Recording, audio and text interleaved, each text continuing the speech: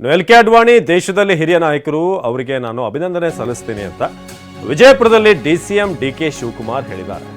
L K Advani ದೇಶದಲ್ಲಿ ಹಿರಿಯ ನಾಯಕರಿದ್ದಾರೆ, ಅವರಿಗೆ ನಾವು ಅಭಿನಂದಿಸ್ತೀವಿ ಅಂತ ಎಲ್ ಕೆ ಅಡ್ವಾಣಿ ಅವರಿಗೆ ಅಭಿನಂದನೆ ತಿಳಿಸಿದ್ದಾರೆ ಡಿಸಿಎಂ ಡಿಕೆ ಶಿವಕುಮಾರ್. ವಿಜಯಪುರದಲ್ಲಿ ಮಾತನಾಡುವಾಗ ಡಿಕೆ ಈ ಬಗ್ಗೆ ಮಾತನಾಡಿದ್ದಾರೆ.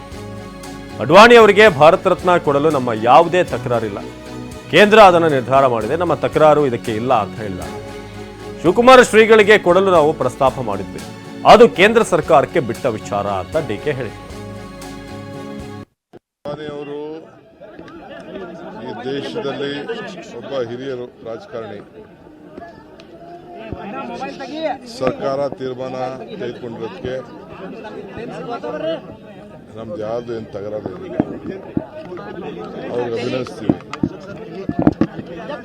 ಆದರೆ ಶಿವಕುಮಾರ್ ಶ್ರೀಗಳಿಗೆ ಮಾಡಬೇಕು ಅಂತ ಹೇಳಿ ನಮ್ಮ ಸರ್ಕಾರ ರಿಕ್ವೆಸ್ಟ್ ಮಾಡಿತ್ತು, ಅದು ಅವ್ರಿಗೆ ಬಿಟ್ಟಿದ್ದಂಥ ವಿಚಾರ.